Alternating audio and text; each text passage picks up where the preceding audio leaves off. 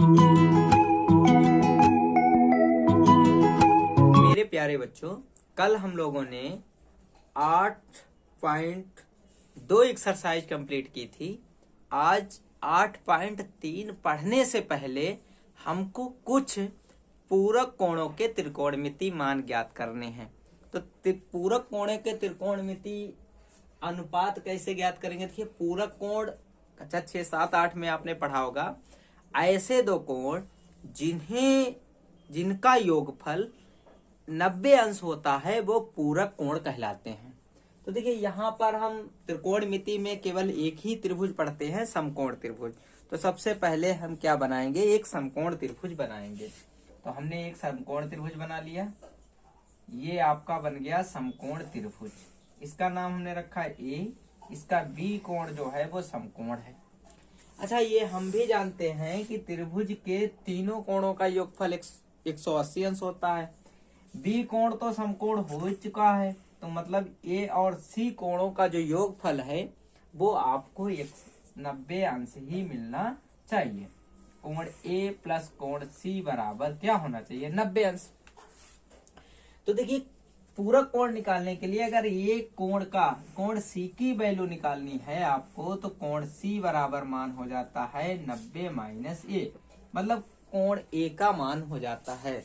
तो 90 माइनस ए जो होता है वो पूरक कोण कहलाता है। तो इसमें हम पूरक कोणों के त्रिकोणमिति अनुपात देखेंगे और उनमें क्या संबंध होता है ये बात देखेंगे। तो देखिए, जब हम आपको बता चुके हैं, जब हम सी कोण लेते हैं तो सी के सामने वाली भुजा लंब कहलाती है और जो समकोण होता है उसके सामने वाली भुजा कर्ण कहलाती है। तो पहले तो हम कोण सी का मान निकालें। तो कोण सी में क्या संबंध है? फिर देखिए, कोण सी की जगह पर हम ये वाली वैल्यू रख देंगे, तो उससे हमें रिलेशन मिल जाएगा कि 90 माइनस थीटा बराबर क्या होता है, 90 माइनस ए बराबर क्या होता है। तो देखिए कैसे करेंगे। तो देखो, पहले हम क्या करेंगे, इसके सारे त्रिकोणमिति अनुपात साइन ए में निकालिए। पहले तो ए में निकालते हैं। तो साइन ए से शुरू करते हैं। तो साइन ए बराबर होता है लंब बटे कर्ण। तो देखिए, अगर ये कोण देखेंगे तो ए के लिए लंब जो है वो बीसी भुजा हो जाएगी। तो इसे हम लिखेंगे बीसी अपान कर्ण हो जाएगी एसी। इसी तरीके से हम कॉस ए निकालेंगे। तो कॉस ए की अगर हम वैल्यू निकालें तो होता है आधार बटे कर्ण। तो इसमें आधार हो जाएगा ए बी और कर्ण हो जाएगा ए सी। तीसरी भुजा हम tan ए निकालें। तो tan ए की वैल्यू होती है लंब बटे आधार। तो लंब आपका हो जाएगा, लंब का मान होगा बीसी और आधार का मान होगा ए बी। इसी तरीके से अगर हम कोसेक ए का मान निकालें तो कोसक ए होता है कर्ण बटे लंब, तो हो जाएगा एसी अपान बीसी। अगर हम सेक ए का मान निकालेंगे तो सेक ए बराबर होता है कर्ण बटे आधार। तो कर्ण का मान हो जाएगा आपका एसी और आधार का मान हो जाएगा ए बी। इसी तरीके से अगर हम कॉट ए का मान निकालें तो कॉट ए बराबर होता है आधार बटे लंब। तो आधार हो जाएगा बीसी अपान ए बी। देखिए, ये हम फार्मूला सॉल्व कर रहे हैं कि फार्मूला आखिर आया तो कैसे आया। अगर इसे आप सीख लेंगे तो आपको फार्मूले बिल्कुल रटने नहीं पड़ेंगे। आप बहुत ही आसान तरीके से, हर बच्चे के अंदर यही होता है कि फार्मूलों को कैसे रटे। तो ऐसा करिए, फार्मूलों को सीखिए। तो कैसे सीखेंगे? तो इसे हम क्या मान लेंगे? समीकरण नंबर मान लेंगे 1। अब देखिए, अगर हम पूरक कोण की बात करें तो ये जो कोण सी है, तो कोण सी की जगह पर हम लोग लिख सकते हैं 90 माइनस ए। कोण सी की जगह पे क्या लिख सकते हैं? 90 माइनस ए। क्योंकि देखो, ए प्लस सी, देखो एक कोण 90 अंश है। हम जानते हैं त्रिभुज के तीनों कोणों का जो योगफल होता है वो 180 अंश होता है। तो ये दो कोण बचे हैं, इनका योगफल आपका पक्का पता चल गया कि 90 डिग्री ही होगा। तो इसलिए हम लोगों ने क्या किया, सी का मान निकाल लिया। तो सी कोण का मान होगा 90 डिग्री माइनस ए। अब देखिए इसके लिए अनुपात निकालें। तो मेरे प्यारे बच्चों, अगर ये वाला हम कोण लेंगे तो इसके लिए ये वाली भुजा आपकी लंब कहलाएगी और ये वाली भुजा आपकी ये आधार कहलाएगी, और जो कर्ण जो समकोण के सामने भुजा होती है वही रहेगी। ठीक है, अब क्या करेंगे, आइए तो हम साइन निकालेंगे, साइन 90 माइनस ए। मेरे प्यारे बच्चों, बड़ा बहुत ही ध्यान से देखिएगा कि अब यहीं पर आपका फार्मूला बन जाएगा। साइन 90 माइनस ए बराबर होता है, देखिए ध्यान से, साइन 90 की जो वैल्यू लंब बटे कर्ण, तो लंब इसके लिए क्या होगा, ए बी, और कर्ण आपका क्या होगा, ए सी। समीकरण 1 में अगर वैल्यू देखें तो ए बी अपान ए सी किसकी वैल्यू है, ए बी अपान ए सी वैल्यू किसकी है, कॉस ए की।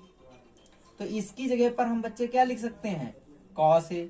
कहने का मतलब एक फार्मूला आपका बन के आ गया है। क्या फार्मूला आया कि साइन 90 अंश माइनस ए बराबर आपका फार्मूला आया है कॉस ए। तो एक फार्मूला ये हो गया। इसी तरीके से अभी 5 और फार्मूले बचे हैं, उन्हें भी लगाइए। अब हम लेंगे, लिखेंगे कॉस, एक फार्मूला ये हो गया है, आपको ये से नोट कर लेना है, इसे याद भी रखना है कि साइन 90 माइनस ए बराबर होता है कॉस ए। आगे की एक्सरसाइज में इन्हीं फार्मूलों से ही पूरे सवाल लग जाएंगे। ये फार्मूले अगर आपको आ रहे हैं तो सारे क्वेश्चन हो जाएंगे। देखिए आगे, अब हम निकालेंगे कॉस, सी की जगह पर लिख सकते हैं 90 माइनस ए। तो कॉस 90 में, कॉस में फार्मूला होता है आधार अपान कर्ण। तो आधार की वैल्यू इसमें देखिए है बीसी और कर्ण की वैल्यू आपकी कहलाएगी एसी। तो बीसी अपान एसी समीकरण 1 में देखें हमने किसका मान निकाला था, साइन 1 का। तो इसलिए ये इसे हम लोग क्या लिख सकते हैं, साइन 1 के बराबर है। तो ये हमारा एक फार्मूला दूसरा आ गया है, साइन 90 अंश माइनस ए बराबर जो है वो साइन ए होता है। तो ये का क्वेश्चन आ गया।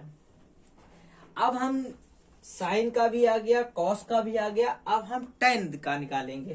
तो टेन का मान निकालने के लिए टेन 90 माइनस ये लिखेंगे। टेन में जो वैल्यू होती है 90 माइनस ए में लंब बटे टेन की वैल्यू क्या होती है, आधार। तो इसके लिए देखिए लंब क्या होगा, सी कोण के लिए लंब होगा ए बी, और आधार आपका होगा इसके लिए बीसी। तो ए बी अपान बीसी समीकरण 1 में देखेंगे किसकी वैल्यू है, तो A B upon BC, A B upon BC,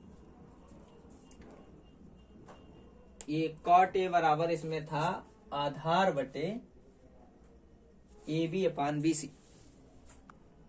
तो देखिए टेन 90 माइनस ए बराबर जो है ए बी अपान बीसी है। तो देखिए यहाँ पे हमसे गलती हो गई थी कि देखिए अगर ए कोण देखेंगे तो ए के लिए आधार ए बी था, हमने यहाँ पर लिख दिया था बीसी। ये आधार क्या होना चाहिए, 20 ए बी, और इसके लिए लंब क्या था, बीसी। तो ये बीसी था। तो देखिए A B upon BC value किसकी थी, कॉट ए की थी। तो ये मान हो जाएगा कॉट ए का। ये फार्मूला हम लोग डाला करेंगे, टेन 90 माइनस ए इक्वल कितना होगा, कॉट ए मान इसका होगा। ये भी हल हो गया। अब देखिए साइन भी आ गया, कॉस भी आ गया, टेन भी आ गया। अब इसके बाद हमको निकालना है कोसेक। तो कोसेक 90 अंश माइनस ए लिखेंगे। तो कोसेक ए बराबर होता है कर्ण बटे लंब। तो इसमें कर्ण है एसी और इसका लंब है ए बी, सी कोण के लिए। तो देखिए एसी अपान ए बी किसका मान है, सेक का मान है। तो ये बराबर हो जाएगा सेक ए के। तो कहीं पे अगर फार्मूला आपका लिखा हो सेक 90 अंश माइनस ए बराबर कितना होता है, तो सेक ए होता है। अब आ गया ये। तो देखिए एक फार्मूला ये भी हो गया, कोसेक 90 माइनस ए बराबर होता है सेक ए। अब देखिए सेक बचा है, तो सेक के लिए हम लोग क्या करेंगे, सेक के लिए यहां देखेंगे, सेक 90 माइनस ए बराबर सेक का मान होता है कर्ण बटे आधार, तो इसके लिए कर्ण होगा AC और आधार आपका होगा BC। तो AC अपान BC इसमें सर्च करेंगे तो AC अपान BC किसका मान है? कोसेक का। तो ये मान हो जाएगा कोसेक A का। तो सेक 90 माइनस A की जब बात करेंगे तो ये फार्मूला आएगा कोसेक A का।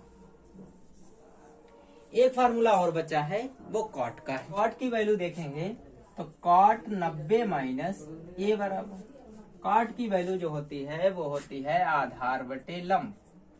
तो आधार क्या है? कॉट, इसके लिए आधार आपका कहलाएगा BC और लंब कहलाएगा AB। तो BC अपान AB किसकी वैल्यू है? tan की।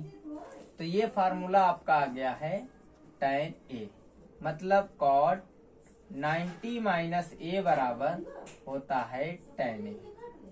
एक फार्मूला ये हो गया। अब देखिए, ये तो आपके फार्मूले हल करना सीखा है। आपको अगर ये कठिन लग रहा है तो आप याद कर लीजिएगा। 6 फार्मूले टोटल होंगे और आगे एक्सरसाइज में वो कंप्लीट हो जाएगा। कैसे? देखिए, सारे लिख के दिखाते हैं, प्रूव करके तो दिखाई दिए हैं। अब आप देखिएगा, पहला सूत्र बना है, अगर साइन 90 माइनस A लिखा हो कहीं पर तो उसकी जगह पर आप लोग कॉस A लिखिएगा। दूसरा प्रूव करके आए थे, अगर कॉस 90 माइनस A लिखा हो तो उसकी जगह पर आप साइन A लिखेंगे। तीसरा फार्मूला आया था, tan 90 माइनस A लिखेंगे तो इसकी जगह पे cot A आएगा। चौथा फार्मूला था, अगर cot 90 माइनस A लिखेंगे तो इसकी जगह पर tan A आएगा।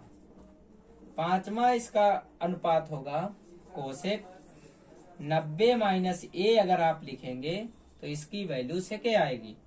6 नंबर था, अगर सेक 90 माइनस A लिखेंगे तो इसकी वैल्यू कोसेक A आएगी।